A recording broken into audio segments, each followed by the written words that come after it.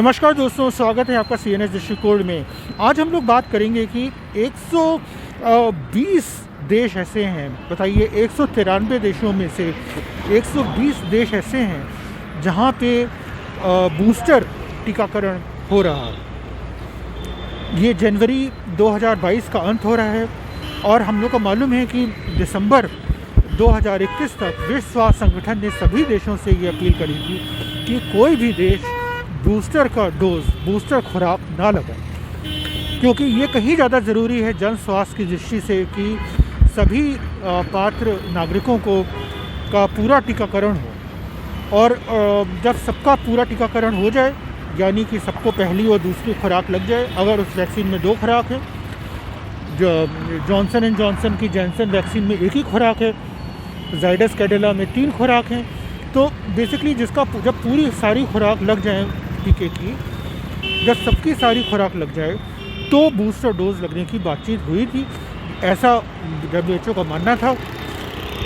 और जिन समुदाय में, जिन लोगों में ये वैज्ञानिक रूप से प्रमाणित है कि उनमें हो सकता है कि वैक्सीन का से जो बचाव होता है उसमें गिरावट आई हो, जैसे कि जिन लोगों की प्रतिरोधक क्षमता कम है, जिन्हें इम्यूनो कॉम्प्रोमाइज़ कहते हैं या इम्यूनो सप्रेशन कहते हैं, या जो लोग, जिन लोगों को सह रोग हैं या उम्र ज़्यादा है, तो ऐसे लोगों में ये बात थी कि उनको अतिरिक्त डोज या बूस्टर की डोज लग सकती है। लेकिन जनरल तौर पे सभी लोगों को बूस्टर की डोज लगा देना आबादी में, ये कहीं भी WHO ने अभी तक भी ये बात नहीं कही, मेरी जानकारी में। तो और 2021 के अंत तक तो बूस्टर की अपील थी ही, लेकिन अपील के बावजूद 120 देश ऐसे हैं जहां पे बूस्टर की खुराक लग रही थी। ये बहुत चौंकाने वाली बात। आप लोग ये भी जान लें कि 103 देश ऐसे हैं जहाँ पे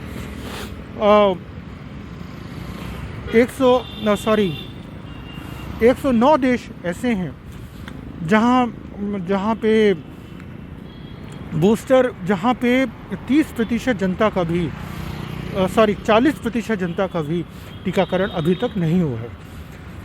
तो 193 में 109 देश ऐसे हैं जहाँ पे 40% जनता का भी टीकाकरण नहीं हुआ है।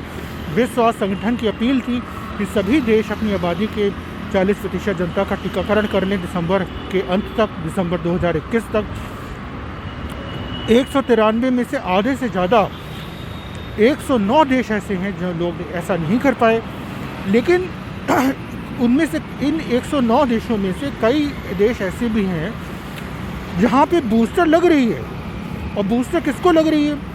जिसका पूरा टीकाकरण हो चुका है। तो जो किस गरीब देशों में भी जो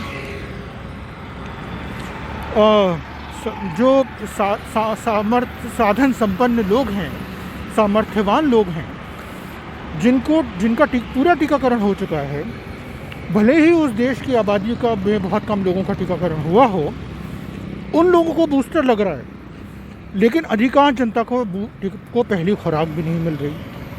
उसी तरह से आप गैर बराबरी देखिए तो अमीर देशों में जिन लोग, अधिकांश सबका पूरा टीकाकरण हो चुका है, लेकिन फिर भी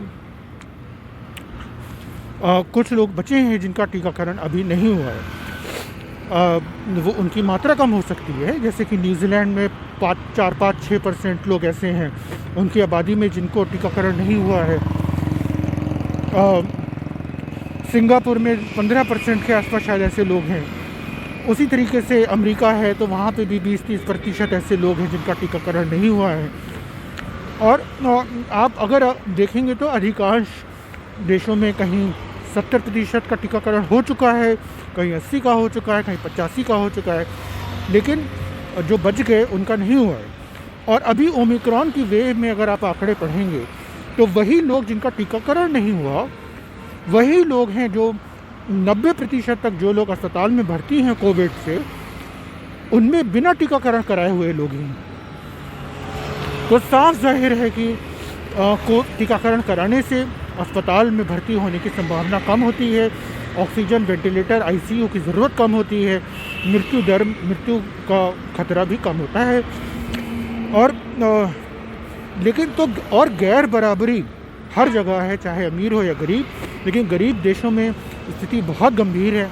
और उसका जो दोष है वो हम लोग गरीब देशों पे नहीं थोप सकते।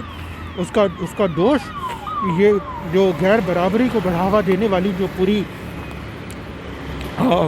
ये जो पूरा मॉडल है, जिसमें सिर्फ 1% का लाभ होता है, अमीर और अमीर हो रहा है, गरीब और गरीब। और ये इस मॉडल के ऊपर सवाल उठता है, इस मॉडल के ऊपर प्रश्न उठता है। और उम्मीद है कि हम लोग अधिक बराबरी के साथ, अधिक जिम्मेदारी के साथ, अधिक सामाजिक न्याय के साथ हम लोग न केवल कोविड टीकाकरण बल्कि स्वास्थ्य और सुरक्षा भी सबको प्रदान कर सकेंगे। इसी बात के साथ मैं आज का CNS दृष्टिकोण यहीं पे ख़त्म करता हूँ, और कल हम लोग फिर आपके साथ रूबरू रहेंगे शाम के 5 बजे किसी और बात के साथ जिसने हमें सोचने पे विवश किया। तब तक के लिए बहुत बहुत साधुवाद। Bye bye. सुरक्षित रहिए और स्वस्थ रहिए।